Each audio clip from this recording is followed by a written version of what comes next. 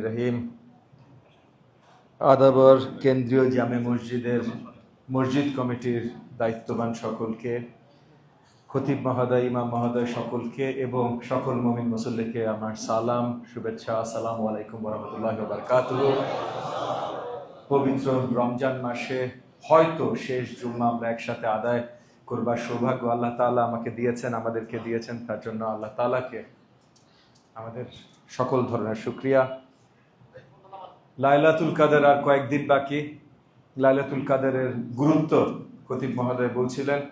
লাইলাতুল কাদেরের রাতে বা লাইলাতুল কাদেরে পবিত্র কোরআন নাজিল হয়েছে।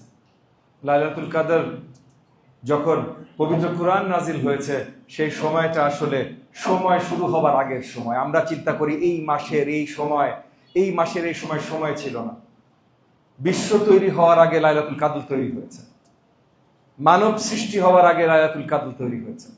সো এই তারিখটার বিশেষত্ব নিয়ে যখন খতিব মহোদয় আলোচনা করছিলেন, আমাদের সকলের বুঝতে হবে যে এই সময়টা আল্লাহ তাআলা আমাদেরকে একটা উপহার হিসেবে দিয়েছেন, যেন আমরা সেই উপহারের সৎ ব্যবহার করতে পারি, আল্লাহ তাআলার কাছে পৌঁছতে পারি। এবং আল্লাহ তাআলার কাছে পৌঁছানোর সবচেয়ে সহজ উপায় হলো ইবাদত, এবং ইবাদতের মধ্যে একটা বড় ইবাদত হলো আল্লাহ তাআলার প্রিয় মুমিন মুসল্লিদের জন্য কাজ করা। ছোট্ট একটা আমাদের মহানবী, প্রিয় নবী রাসূল করিম সাল্লাল্লাহু আলাইহি ওয়াসাল্লামের একটা ছোট্ট কাহিনী বলি। মসজিদে একদিন রাসূল করিম বসে আছেন, একজন মুসাফির এসছেন, খুব ক্ষুধার্ত। তো মুসাফির রাসূল করিমের কাছে খাবার প্রার্থনা করেছেন। রাসূল করিম উনার বাড়িতে খবর নিয়েছেন, উনার বাড়িতে কোনো বাড়িতে খুব বেশি খাবারের ব্যবস্থা তখন ছিল না। এটা এমন একটা সময় যখন মদিনাতে নতুন নতুন মুসলমানরা গেছেন হিজরতের পর। সো তখনও মুসলমানদের সক্ষমতা এত বেশি বাড়েনি। তো তখন রাসূল করিম মসজিদে সবাইকে জিজ্ঞেস করেছেন যে কে এই মুসাফিরকে সহযোগিতা করতে পারবেন।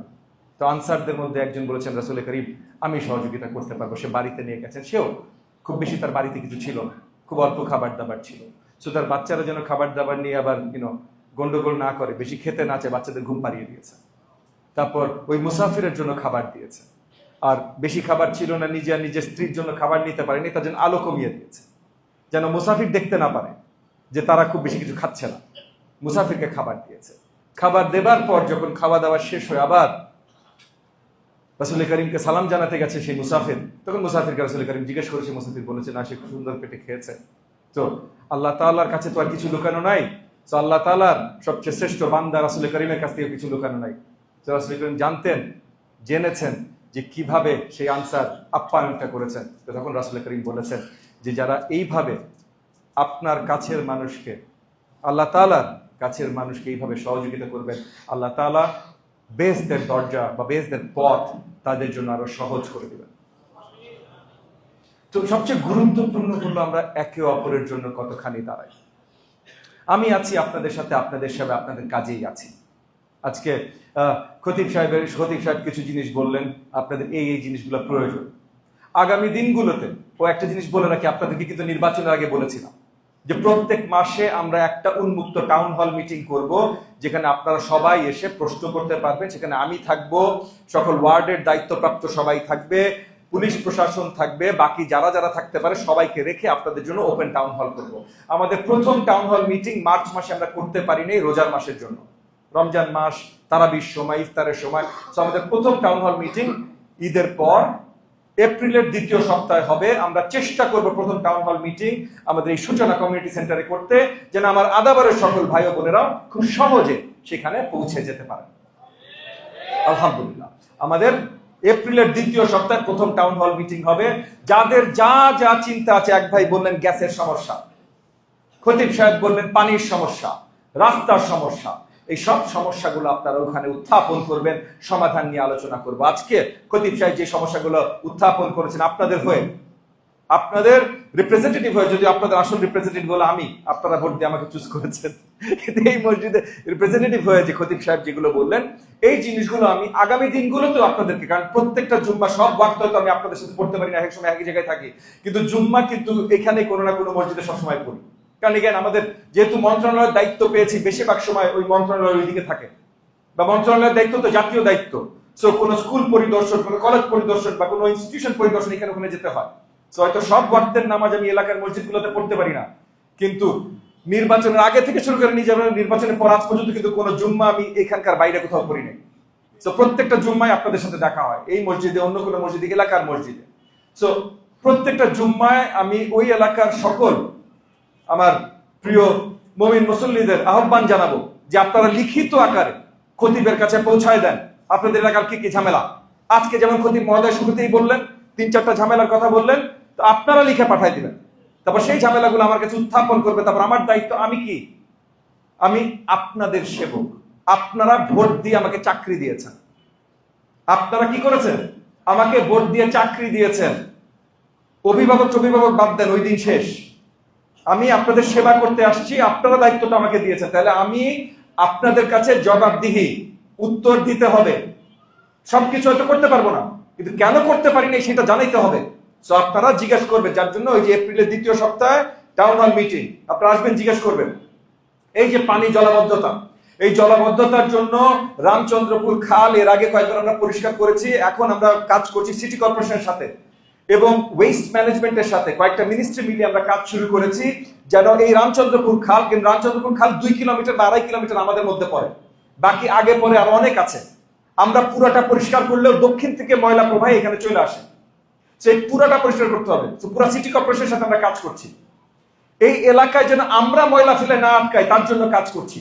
এই রাস্তাগুলো সিটি কর্পোরেশন যখন করেছে, এইখানে আবার অনেক ভেজাল আছে, ওয়াসার লাইন আলাদাভাবে গেছে, তিতাসের লাইন আলাদাভাবে গেছে, বিদ্যুতের লাইন উপর দিয়ে গেছে। এইগুলো আবার নতুন করে আমরা কাজ করতে চেষ্টা করছি সিটি কর্পোরেশনকে নিয়ে, এবং আমরা একটা মনিটরিং সেল বসাচ্ছি যে ওয়াসা তিতাস সব যেন আলাদা আলাদা কাজ না করতে পারে, সবকিছু যেন আমাদের দপ্তরের মাধ্যমে হয়, যেন কোঅর্ডিনেটেড হয়। আজকে সিটি কর্পোরেশন রাস্তা বানালো, কালকে এসে ওয়াসা খুঁড়ে আবার নতুন পাইপ বসাই দিল। এই জিনিসগুলো না হয়, যেন আপনাদের এই ভোগান্তিগুলো যেন না হয়, সেগুলোর জন্য আমরা কাজ করছি। একই সাথে যখন রাস্তার কথা বললেন, এই যে সরু রাস্তা, ফায়ার ট্রাক আসতে পারে না ভাই, সিভিল ডিফেন্স আসতে পারে না, পুলিশ কোনো মতে আসতে পারে, কোনো ধরনের সমস্যা হলে কেউ কোথাও পৌঁছাতে পারে না। এইখানে 2 সাইডে 2টা রিক্সা আসলে আর কোনো গাড়ি চলতে পারে না। এখন এটার উপায় কি, এখানে প্রতিকার কি, কিভাবে আমরা বাঁচবো? কারণ এখানে তো শুধু রাস্তার সমস্যা না ভাই, আমরা নিজেরাই তো আমাদের বাড়ির দেয়াল এমন জায়গায় নিয়ে রেখেছি রাস্তায় আর জায়গা নাই। শুধু সরকারকে বললে তো হবে না ভাই, নিজেদেরও তো দায়িত্ব নিতে হবে। আমরা যদি এক একজন আমাদের দেয়াল একটু পিছায় নিয়ে আসি, আমরা অনেকে করেছি, আমার বিল্ডিং শেষ, সিঁড়ি বের করে দিয়েছি রাস্তার অর্ধেক। এই জিনিসগুলো আমাদের সকলের দায়িত্ব নিয়ে করতে হবে, এবং এই জায়গাগুলোতে দেখেন কাউকে জোরাজোরি না ভাই। খতিব সাহেব একটা বললেন না যে সরকার এসে জোর করে, না, সরকার এসে জোর করে কিছু করতে চায় না, কারণ সরকারের মালিকানা আপনাদের সকলের, আপনাদের সকলের। এগেন, আমি কিন্তু আপনাদের কর্মী, শুধু আমি না, বাইরে যে পুলিশ দাঁড়িয়ে আছে আপনাদের কর্মী, বাইরে যে ফায়ার সার্ভিস থাকবে, যে থাকবে ডেস্কো, তিতাস, সব আপনাদের কর্মী। যে আপনাদের কর্মী হয়ে কাজ করবে না, আমাকে এসে জানাবে, আমি আপনাদের কর্মী হিসেবে তাদের বিচার করবো যে তারা আপনাদের কর্মী হিসেবে কেন কাজ করছে না, তারা কেন মাতব্বরি করছে। কারণ মাতব্বরি আমাদের দায়িত্ব না, মাতব্বরি জনতা করবে। আপনাদের হয়ে আমরা কাজগুলো করে দেব। তো সেই জায়গা থেকে আমাদের এই যে মসজিদে আমরা একত্রিত হই, আমি সব জায়গায় একই কথা বলি, এটা নবী করিম সাল্লাল্লাহু আলাইহি সাল্লাম আমাদের শিখিয়ে গেছেন। মদিনার একদম যাত্রা শুরু থেকে, মদিনার সনদ যেটা প্রথম আমরা কনস্টিটিউশন বলি বিশ্বের ইতিহাস, আজ থেকে 1400 বছর আগে, সেই মদিনা সনদ থেকে শুরু হয়েছে এই যে মসজিদ কেন্দ্রিক আলোচনা। এখানে বসে, কারণ মসজিদে কোনো পার্থক্য নাই ভাই। এই যে আমার বয়োজ্যেষ্ঠ ভাই আর আমার এই যে এখনো 10 বছর বয়স হয় নাই, সব একসাথে বসা। কে ধনী কে গরিব মসজিদে কেউ জিজ্ঞেস করে না, কে মন্ত্রী আর কার কোনো পদ নাই মসজিদে কেউ জিজ্ঞেস করে না ভাই। মসজিদে আমরা সবাই সমান, আমরা এলাকাবাসী, মুমিন মুসল্লি। এই জায়গা থেকে এইখানে আলোচনা হবে, এইখানে আমরা কথা বলবো, এইখানে আপনাদের প্রবলেমগুলো আপনারা তুলে ধরবেন, আমার কাছে তুলে ধরবেন। আমি যখন আসবো দরকার হলে খতিব সাহেবকে দিয়ে দিবেন, সে তুলে ধরবে আপনাদের হয়ে, কারণ সবাই তো একসাথে কথা বলা যায় না। আপনারা লিখিত আকারে দিয়ে দিবেন, সে তুলে ধরবে, তুলে ধরে আমরা আলোচনা করব। তারপর প্রত্যেক মাসে টাউন হল থাকবে, সেখানে আলোচনা করব। কিন্তু আপনাদের সকল সমস্যার সমাধানের জন্য আমরা কাজ করছি। এক ভাই গ্যাসের কথা বলেছেন, গ্যাস নিয়ে তিতাসের সাথে আমরা বসেছি, ঈদের পর বড়ভাবে তিতাসের সাথে পুরো ওদের যে কত পাইপলাইন আছে, কোথায় কোথায় আছে, কি কি ভাবে আছে, কোন পাইপলাইনের সাইজ কি, এই পুরো বৃহত্তর পুরো লিস্ট নিয়ে সিটি কর্পোরেশন নিয়ে পুলিশ প্রশাসন নিয়ে ঈদের পর আমরা বসছি। কেন? যেন চোরাই লাইন বন্ধ করতে বাধ্য হয়, যেন পুরনো যে নষ্ট লাইনগুলো আছে সেই লাইনগুলা আবার রিপেয়ার করতে বা নতুন লাইন বসাইতে বাধ্য হয়। এই কাজগুলো আমরা করছি। তবে ভাই গ্যাস জাতীয় সমস্যা, শুধু লাইনগুলো বদলাইলেই যে সব জায়গায় সঠিকভাবে গ্যাস চলে আসবে এটা হবে না। আমরা 15 বছর নতুন গ্যাস এক্সপ্লোরেশন করি নাই, আমরা খুঁজি নাই, এটা বিগত সরকারের দোষ। নতুন করে আমরা এখন খোঁজা শুরু করব, এটা করতে এক রাতে হয়ে যাবে? হবে না ভাই, কয়েক বছর লাগবে।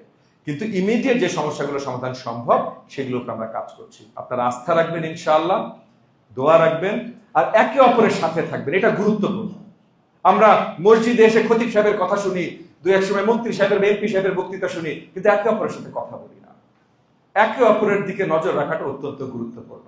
আরেকটা মানে আমাদের তো আসলে মুসল্লি হিসাবে আমাদের দায়িত্ব নবী করিম সাল্লাল্লাহু আলাইহি ওয়াসাল্লাম থেকে শেখা, উনার জীবনে কি বলে গেছেন, কি করে গেছেন, কি পথ দেখে গেছেন সেটা অনুসরণ করা। তো সেই জায়গা থেকে আরেকটা ছোট্ট ঘটনা বলি। মসজিদে একদিন নবী করিম সাল্লাল্লাহু আলাইহি ওয়াসাল্লাম সবাইকে জিজ্ঞেস করছেন, আজকে তোমাদের মধ্যে কে রোজা রেখেছে?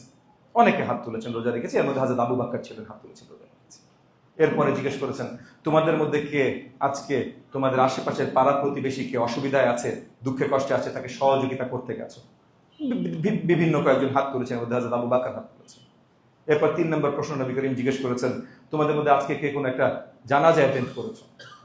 কয়েকজন হাত তুলেছে, হযরত আবু বকর হাত তুলেছেন। চতুর্থ লাস্ট প্রশ্ন উনি করেছেন যে তোমাদের মধ্যে কে তোমার আশেপাশে পাড়া প্রতিবেশীর মধ্যে কেউ অসুস্থ আছে, তাকে দেখতে গেছো, তাকে সহানুভূতি জানাতে গেছো? অল্প কয়েকজন হাত তুলেছে, কিন্তু হযরত আবু বকর হাত তুলেছে। তো এই যে 4টা হযরত আবু বকর হাত তুললো, নবী করিম সাল্লাল্লাহু আলাইহি ওয়াসাল্লাম বললেন যে এই 4টা জিনিস তোমরা যারা করবে, যেমন হযরত আবু বকর করেছেন, এই 4টা জিনিস তোমরা যারা করবে, প্রতিদিন করবে, তাদের জন্য আবারও বেহেশতের পথ সহজ হয়ে যাবে। সুবহানাল্লাহ।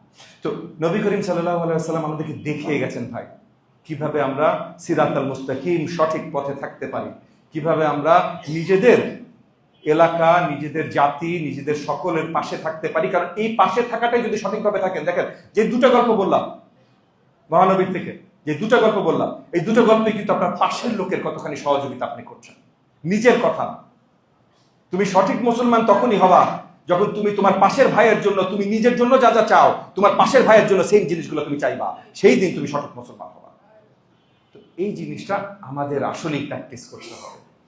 আমরা শুধু মুখে বললে হবে না, প্র্যাকটিস শুরু করতে হবে, একে অপরের জন্য দাঁড়াইতে হবে। এই যে সবাই বললেন এলাকায় অনেক মাদকের ঝামেলা, অনেক ঝামেলা, এবং আমি প্রশাসনকে, খতিব সাহেব আপনাদেরকে বলেছেন, আপনারা যদি নিউজ দেখেন দেখবেন যে আমি সারাক্ষণ প্রশাসনের পিছে আছি, লেগে আছি, যে প্রত্যেকটা জায়গায় যেন রেগুলার টহল হইতে থাকে।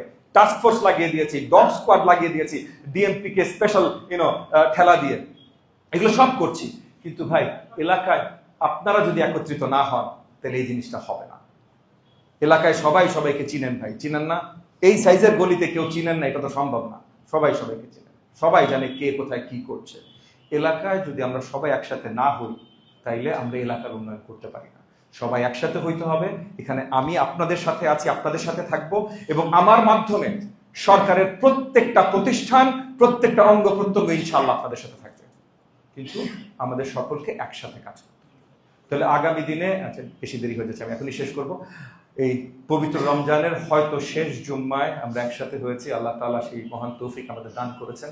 সেই জায়গায় আমরা একসাথে একটা জায়গায় মনস্থির করি যে আমরা একে অপরের পাশে থাকব, একে অপরের সাথে থাকব, নিজেদের সহযোগিতা করব, সরকারকে সহযোগিতা করব আমাদের জন্য কাজ করা। কারণ আমাদের সৌভাগ্য বহু বছর পর, বা আমাদের হয়তো প্রথম আমরা এরকম পেয়েছি, আমরা একটা প্রধানমন্ত্রী পেয়েছি জনাব তারেক রহমানের মাধ্যমে, যে প্রধানমন্ত্রী আসলে জবাবদিহিতা বিশ্বাস করে।